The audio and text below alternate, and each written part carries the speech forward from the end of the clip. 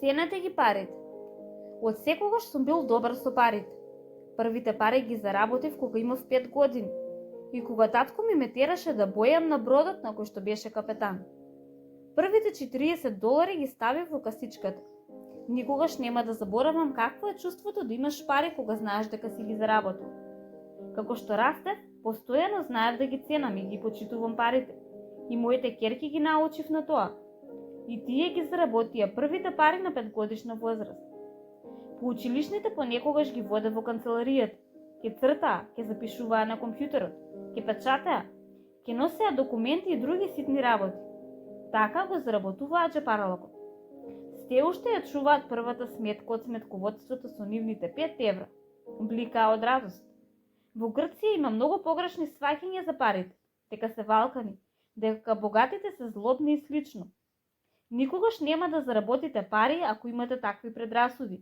Да речеме дека парите се вашите пријатели. Тие никогаш нема да останат покрај вас ако вие ги озборувате. Парите се енергија, ниту добра, ниту лоша. Енергијата се прилагодува со вас. Некаде прочитав за златното правило со 10%. Инвестирајте 10% од вашиот приход. Не треба да влезе во вашиот джеб и треба директно да ги депонирате во банката или да ги вложите во некоја инвестиција по ваш избор. Живете со 90%, а не со 100%. Ке речете, не можам да го поминам месецот со тие 100. Како ќе ми успее со 90? Дури и да имате 200, сепак нема да биде доволно. Ако не ги вложите парите, сите ќе ги потрошите.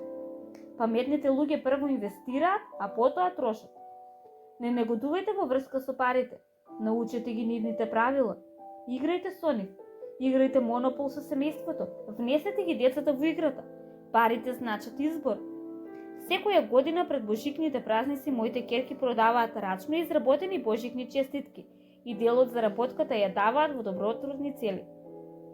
Често моите пријатели го критикуваат тоа, велејќи дека не е правилно децата да работат или дека честитките се многу скапи или слично. Јас само се насмевнувам на тоа, а потоа се пресетувам. Ако не беа тие $40 кога имав 5 години и сиот джепарла кој го заработив од вршење разни задачи кога бев дете и тоа го научив како да раководам со парите, немаше да можам да ја напишам книга во што ја читате.